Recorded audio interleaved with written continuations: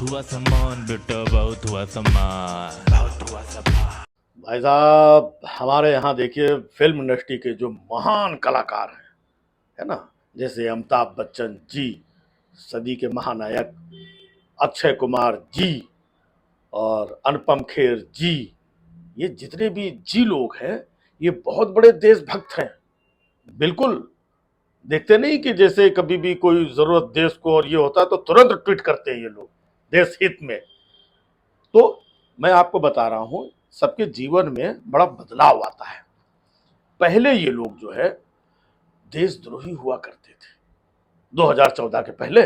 फिर 2014 में देश आजाद हो गया और ये सारे लोग देशभक्त हो गए। पहले कितनी मतलब देश विरोधी हरकतें करते थे ये लोग, देशद्रोही थे। क्यों थे? तब की सरकारें ऐसी थी भाई, है कि अच्छे खासे कलाकार को देशद्रोही बना दिया था। तब ये लोग मालूम है, कभी महंगा हो गया पेट्रोल, और क्या गाड़ी अब अपने को घर पे खड़ी करनी पड़ेगी, क्या अब पैदल चलना पड़ेगा, ऐसे ऐसे देशद्रोही वाले ट्वीट करते थे। हाँ।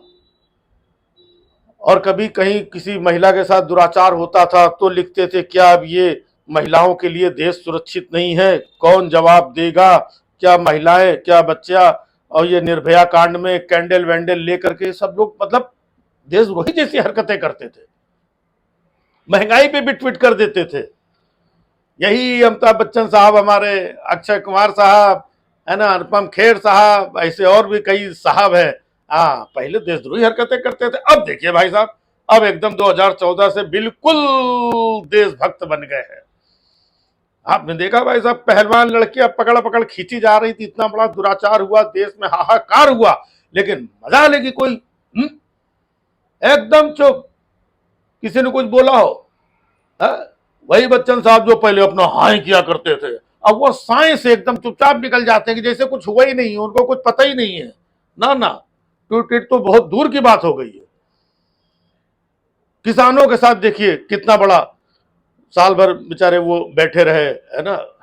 पहले ये लोग ट्वीट करते थे ना साहब, और जब ट्वीट करने की जरूरत पड़ी तो इन लोगों ने भी वही बोला कि ये तो देश के साथ गद्दारी है और देशद्रोही है और ये रास्ता रोक लिया है और देश का जो है विकास रोक लिया है, ऐसे ट्वीट किए। पहले मतलब ये लोग महंगाई पे, है ना, और चीजों पे, सामाजिक जो भी हालात होते तो उस पर ट्वीट करते थे देशद्रोही कहीं के, फिर देशभक्त बन गए। अब देखिए, वो एक बार वो ग्रेटा थनबर्ग कोई थी, उसने क्या कुछ बोल दिया था भाई साहब, जितने बड़े बड़े सेलिब्रिटी थे सबने एकदम सेम टू सेम लिख करके ट्वीट किया घच्च से। तो किसान वाले मामले घच्च से ट्वीट किया।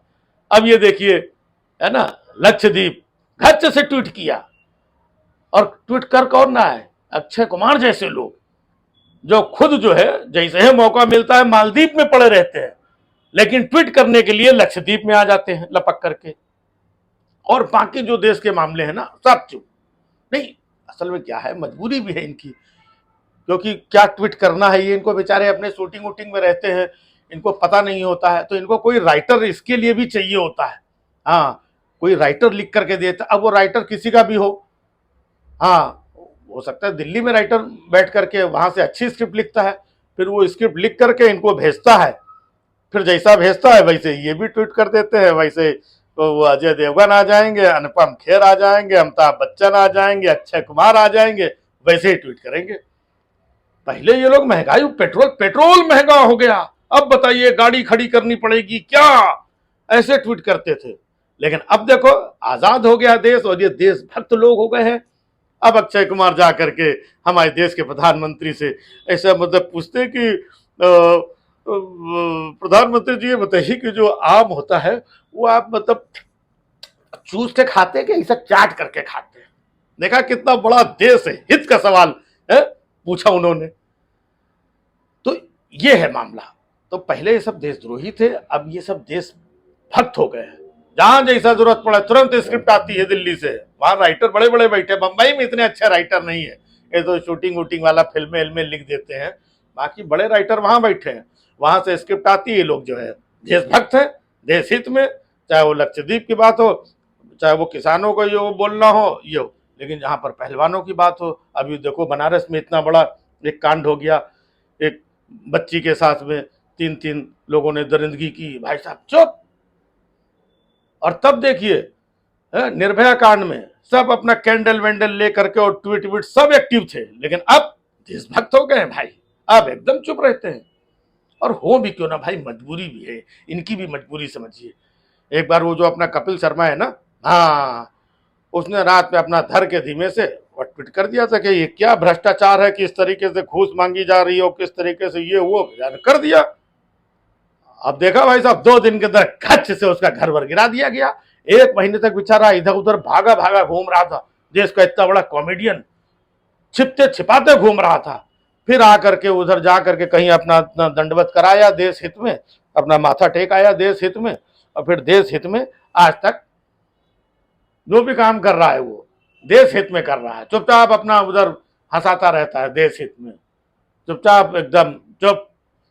तो ये जो हुआ है, तो ये सब बड़े बड़े हमारे कलाकार भी देखते हैं, सलमान खान साहब भी देखते हैं, और अपना अनुपम खेर साहब देखते हैं, बच्चन साहब देखते हैं।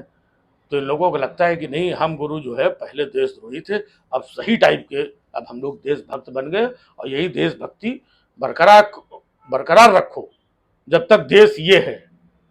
देश तो समझ रहे हैं ना कौन है? हाँ, वही महामानव। जब तक देश है तो फिर उसी के हिसाब से देशभक्ति है। अब क्या कहें, यही कहना पड़ता है भैया, ऐसे लोगों का बहुत हुआ सम्मान। बहुत हुआ सम्मान बेटा, बहुत हुआ सम्मान, बहुत हुआ सम्मान।